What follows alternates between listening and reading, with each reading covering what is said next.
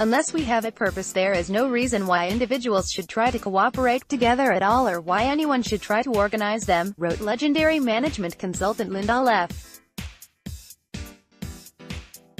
Urwick in the 1964 issue of Harvard Business Review.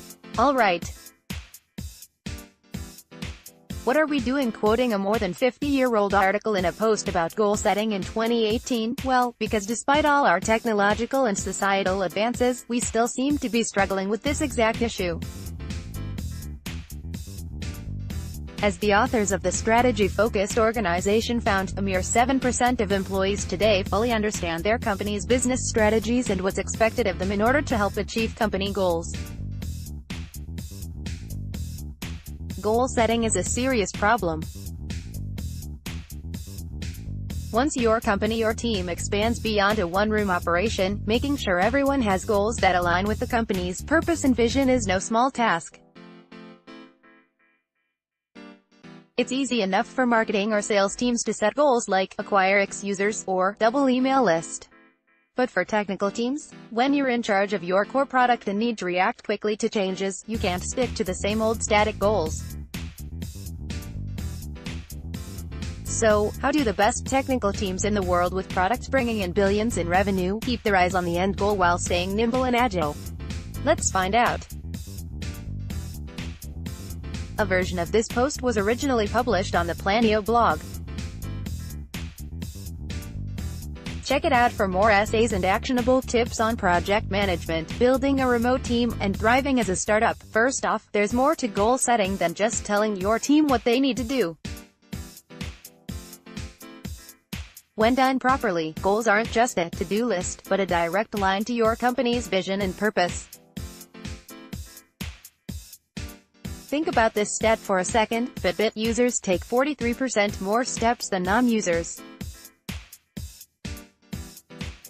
Why? Well, it turns out that just having insight into their data and progress towards their personal goals is enough to get people to put in extra miles every day. Imagine what would happen if every member of your entire company knew for a fact that the work they were doing was moving the whole organization forward. Actually, you don't have to imagine. Studies have shown that committing to a goal can help improve employee performance and help build a sense of togetherness and motivation across your team. But more specifically, research has shown that setting challenging and specific goals can further enhance your team's engagement in attaining those goals. Setting proper goals for your technical team doesn't just keep your team and devs aligned with company goals. It leads to higher performance, a sense of happiness and ownership, and ultimately, success across the board. Proper goal setting throws grease on the wheels. It makes your team run smoother than Van Diesel's head. And with a bit of work up front, it's not that hard to master. If you want to set effective goals for your company, you need to know exactly what goes into that goal. It's not enough to say, we want to do X. You need to clearly define what X is, why it's important, how you're going to get there, and what your expectations are of everyone helping you reach it. To do this, I like to think of the goal-setting process like a house of cards. At the very top of the stack is your company vision. It's got the best spot and is, or should be, extremely visible to everyone. It's also vulnerable. If anything shifts too much at the bottom, the whole thing collapses. So what supports your company vision? Goals, as well as sub-goals, objectives, and strategies. Goals are the execution of your company vision. They're the actions that translate high-level business objectives into actionable steps, so everything your team does is pushing you in the right direction. As former SVP of Product at LinkedIn, Deepan Ashar, explains, vision without operational excellence is just a dream. Great enterprises marry a sense of purpose with amazing operational excellence and put processes in place for how they will achieve that vision, or, as Don Sull, senior lecturer at MIT Sloan School of Management, explains, goals are the missing link between strategy and execution. They provide a wireframe for your company, giving a clear view of what every individual's role is in getting that card safely to the top of the stack. The problem is that getting all these pieces to work together and have visibility into them is a challenge. Teams get siloed, communication slows down, and all of a sudden the goals you set aren't in line with the company vision. But as a team leader, you can change this for the better. As the team in org scales, communication of your values, the stories that illustrate those values, and the context behind the decisions being made are so important, explains Kelly Graziade, who led product and marketing teams at Facebook for 7 years, but communication often falls to the bottom of the priority list. As you scale your teams, this must be front and center. With communication comes stories, priorities, and context. Context gives meaning to the work, creates alignment, and gives people the power and confidence to make decisions. Context in good goal setting is critical. It all starts with communication around what kind of goals you're setting, your culture of success, and then tying individual objectives to larger team goals and your company vision. Before we get into what types of goals you should set for your engineering team and how to set them, we need to answer a couple of questions about the kind of goals you're setting in general. This is all about your company's goal-setting culture. How do you set goals? What types of goals do you set, and how do you know what success of those goals looks like? Not every company or even individual treats goals the same way. But in order for you to work together and support the system that will get you there, everybody needs to know where the goal line is. In other words, when you set goals, are you setting goals that are moonshots, aka pretty damn impossible to hit pretty hard, but you'll hit them 70% of the time, slightly more than your current skills and resources, 80 to 95% chance you'll hit them, a walk in the park, you'll hit them with a 20-hour work week. It might not seem important to know this right now, but think about this for a second. Let's say engineer A thinks you're setting goals that are in bucket D, nice and easy, while engineer B thinks you're setting goals in bucket B, pretty hard.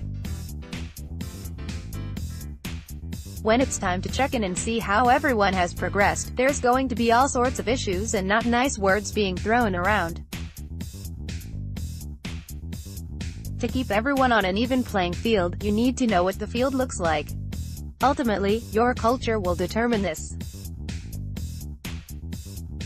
So make a decision and communicate it until it becomes a part of your company DNA. Goal hit equals good. Goal missed equals bad, right? Maybe. It depends.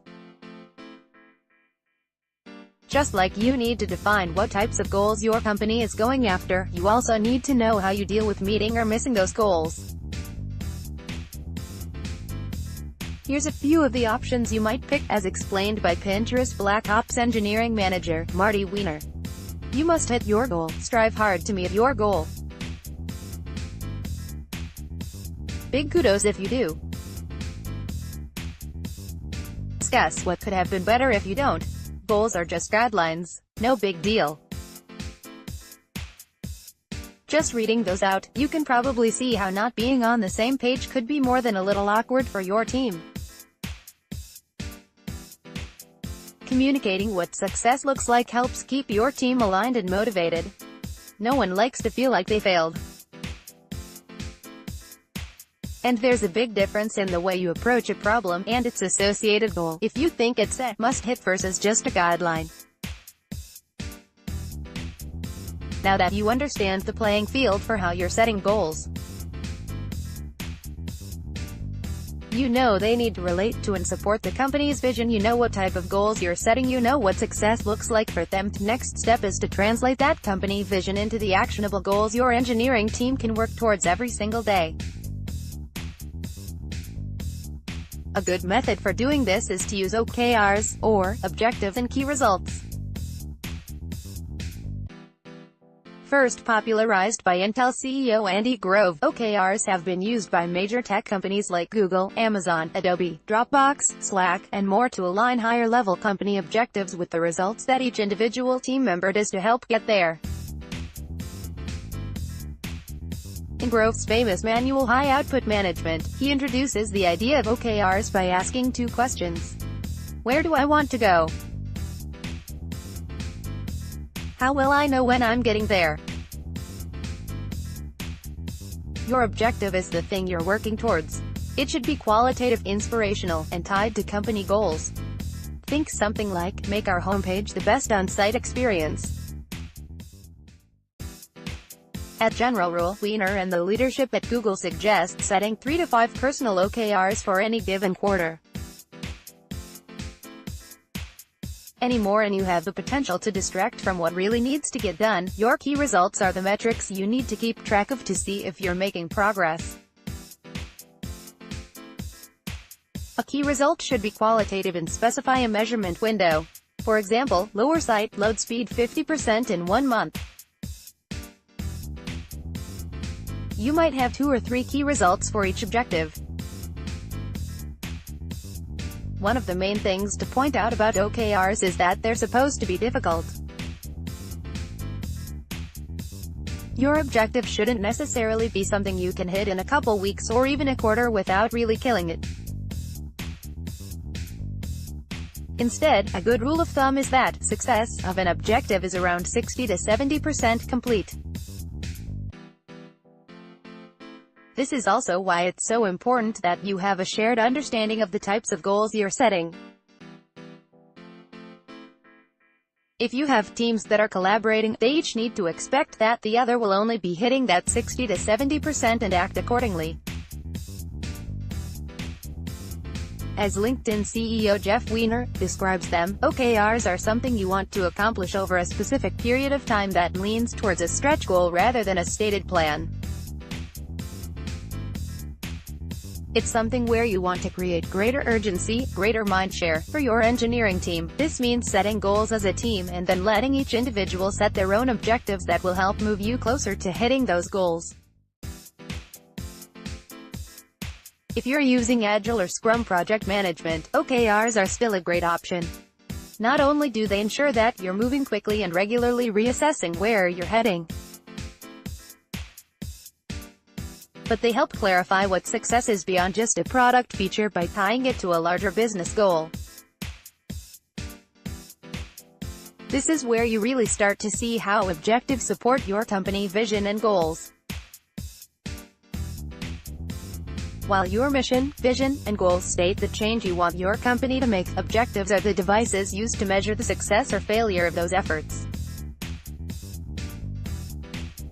So, if your objective needs to be measurable, the obvious question is, how do we measure it? There's all sorts of ways you can track your progress on objectives, but a good test is to ask your mom. Sorry, I meant MMOM, meaningful, measurable, operational, motivational. Your metric needs to contribute or relate to your business objective in some pretty obvious way. Or at least in a way that a lot of people can agree on. So, if your overall objective is to increase user experience on your site, it probably makes sense to track something like site load speed. Where you'll run into issues is when you have a metric that is closely related but not perfect. As Pinterest's engineering manager Marty Weiner explains, does number of times content is flagged meaningfully measure bad experiences?